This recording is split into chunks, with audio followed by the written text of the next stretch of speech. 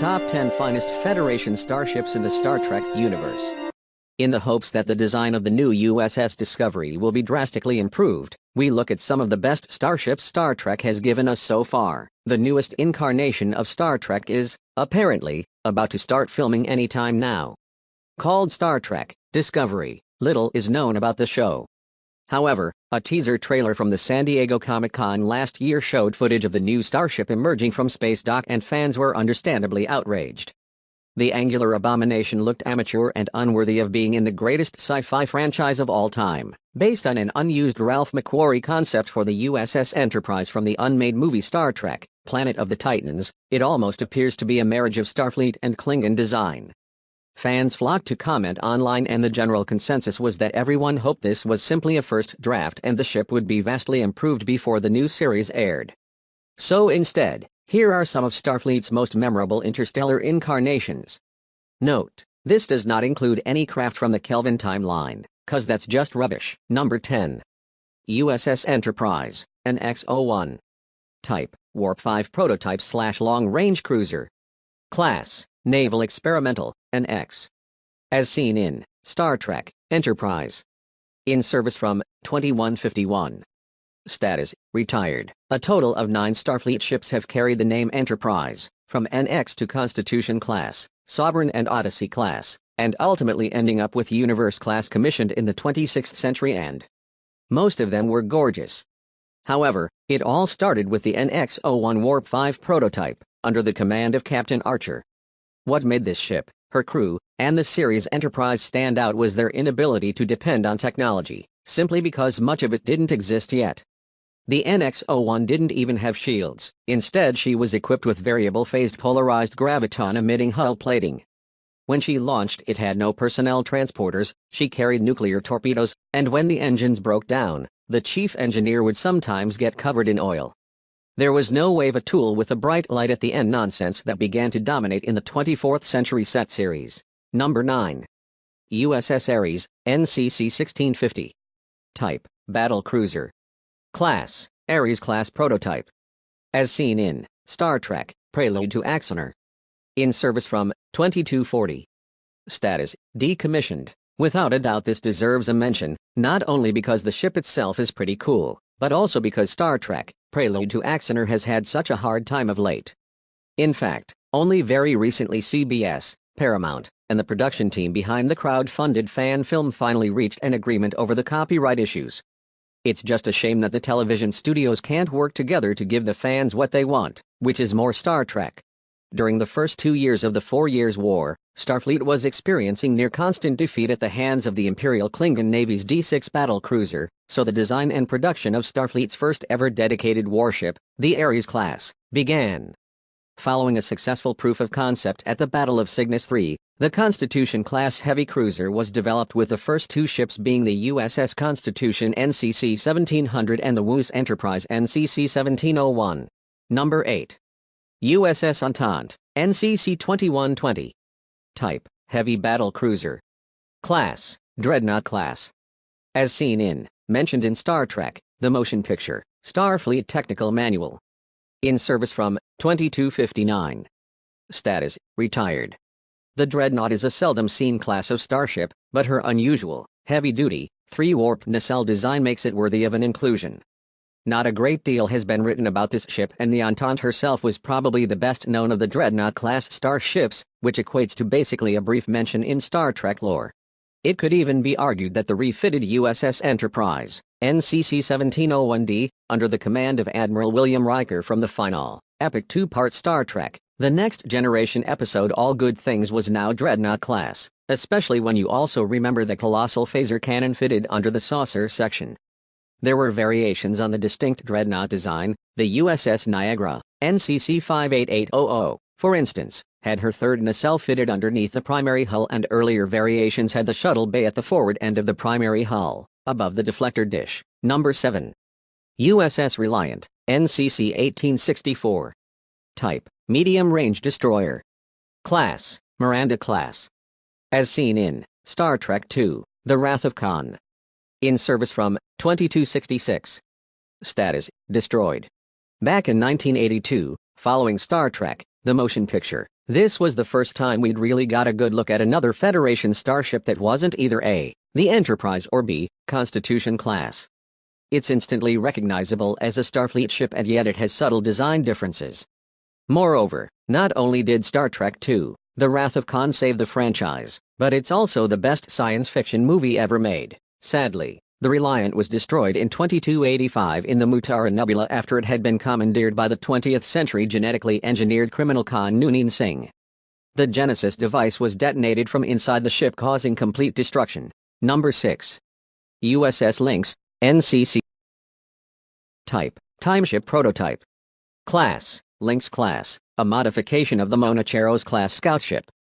As seen in official Starfleet blueprints from 1991 and just one or two fan sites online, possibly due its highly classified nature. In service from 2286. Status: theoretically still operational. Not only is this starship unconventional in its design and thus have an extremely cool appearance, but it's also not very well known at all, even among the hardcore Star Trek fanbase. Way back in the early 90s, long before things like the internet, Starfleet blueprints were only available to buy through sci-fi magazines like Starlog and even Omni. However, they were still considered canon since they came from official sources. The USS Lynx achieves retrograde time travel through the precise application of the cold start formulation of the primary warp engine. Time-slip occurs at a constant velocity of warp 1.5 and can be maintained indefinitely. Cold start of warp drives is dangerous using normal warp configurations because of inadequate heat dissipation properties of primary and secondary intercoolers away from the matter-antimatter intermixed chamber. The USS Lynx is outfitted with intercoolers rated 300% over standard dissipation rates to cope with increased heat buildup. She was equipped with a cloaking device for use when in orbit around inhabited planets during a different time period, some 25 years before the Treaty of Algeran. As with all authorized Federation time travel missions, the crew of the USS Lynx operated on a very strict set of orders, including the unconditional restriction of all contact with life forms and even self-destruct if the ship became stranded for any reason in a time period other than its own. Number 5. USS Stargazer, NCC 2893. Type: Long-range cruiser. Class: Constellation class. As seen in Star Trek: The Next Generation, The Battle, Season 1, Episode 8, Pocketbook Star Trek, Stargazer series and novels Honor Blade, The Valiant and the Buried Age. In service from 2329. Status: recovered. A vastly underrated Federation starship, the Stargazer not only looks awesome, 4 warp engines and 4 forward-facing torpedo bays, but it still retains a noticeable amount of styling from the late 23rd century, much like the USS Reliant. Add to which of course it became Jean-Luc Picard's first command. History was made during the Battle of Moxia in 2355, when the Stargazer came under attack from an unknown alien vessel, later determined to be of Ferengi origin, suffering significant damage, including loss of shields and crew casualties including Captain Manning. Lieutenant Commander Picard took command. In a desperate struggle to survive and with only warp drive and minimal weapons left functioning, Picard accelerated at warp speed directly towards the Ferengi ship, dropping out of warp just a second later. Because the distance traveled was so small, for an instant, the Stargazer appeared to be in 2 places at once. The Ferengi fired at the wrong target, giving time for Picard to launch a full barrage of photon torpedoes, destroying the enemy ship. This improvised battle tactic has since become known as the Picard maneuver. Number 4. USS Pegasus, NCC 53847. Type: light cruiser, refitted as prototype for extended experimentation. Class: Oberth class. As seen in Star Trek: The Next Generation, The Pegasus, Season 7, Episode 12, and novel A Time to Love. In service from 2358. Status: wrecked. From the outside, the Pegasus looks identical to the USS Grissom, destroyed by Klingon attack while in orbit around the Genesis planet in Star Trek III, The Search for Spock. This stands to reason since they are both Oberth-class medium cruisers. However, that's where the similarities end. The Pegasus became a controversial subject, deemed highly classified and ultimately shrouded in cloak and dagger-style mystery. In 2358, the Pegasus was commanded by Captain Eric Pressman, and included Ensign William T. Riker on his first assignment out of the Academy. In that year, the Pegasus was assigned to conduct a test of a phasing cloaking device, in direct violation of the Treaty of Algeran. During the test, An explosion occurred in main engineering, resulting in heavy casualties.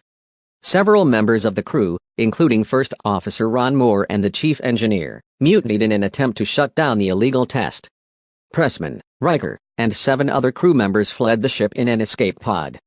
Not long after departing, they witnessed a large explosion in space. No wreckage was found, and the vessel was believed to have been destroyed by a warp core breach. In fact, the Pegasus was not destroyed but rather drifted in phased cloak form until it rematerialized inside asteroid Gamma 601, half of it in solid rock, in the Devlin system. Number 3. USS Excalibur, NCC 26517. Type: Heavy Cruiser. Class: Ambassador Class. As seen in, mentioned in Star Trek, The Next Generation: The Measure of a Man, Season 2, Episode 9, and Star Trek, Voyager: Survival Instinct, Season 6, Episode 2, and numerous novels, including Star Trek, New Frontier, Enigma, Reunion and Dark Allies. In service from 2362. Status: destroyed. The USS Excalibur is an Ambassador-class vessel, arguably the best-looking of all Federation starships, hence its inclusion in this list. The design represents the middle ground between the styles of 23rd and 24th century Starfleet ships, with visible influences from both periods. In fact, it was intermediate in size between the Excelsior class and the Galaxy class.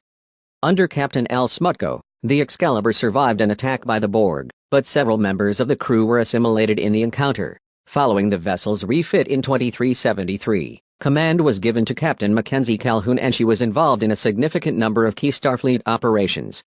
She was destroyed in 2376 by a Neurobian virus planted in the ship's computer core during the Double Helix crisis.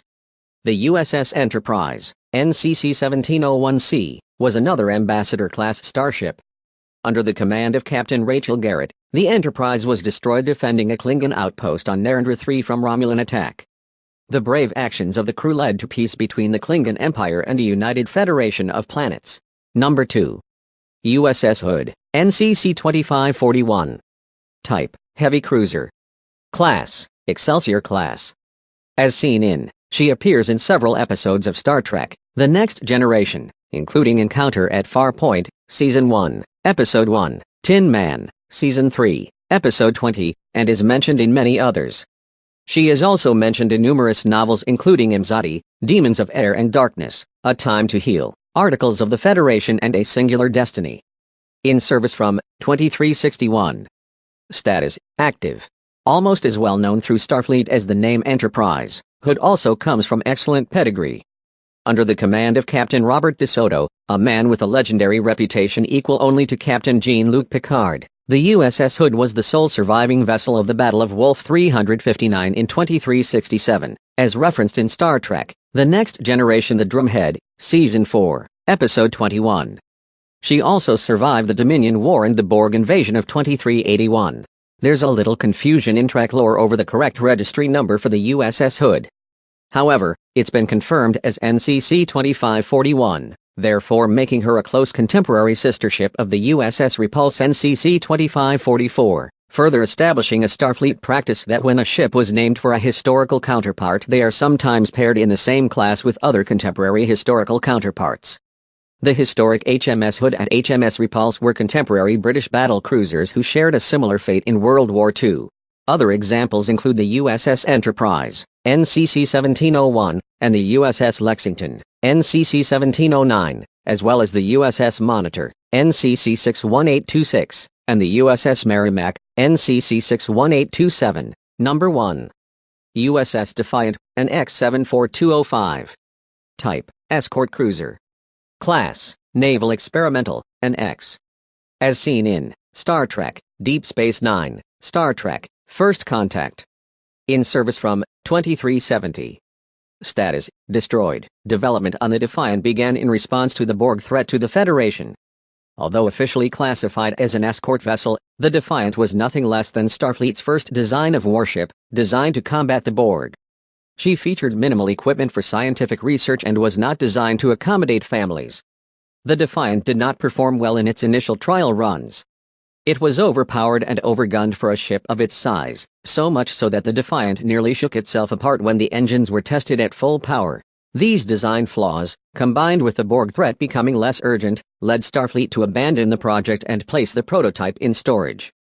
After the USS Odyssey was destroyed in late 2370, Commander Benjamin Sisko, who served on the team that designed the Defiant, requested that the vessel be pulled out of storage and assigned to Deep Space Nine to counter the new threat of the Dominion.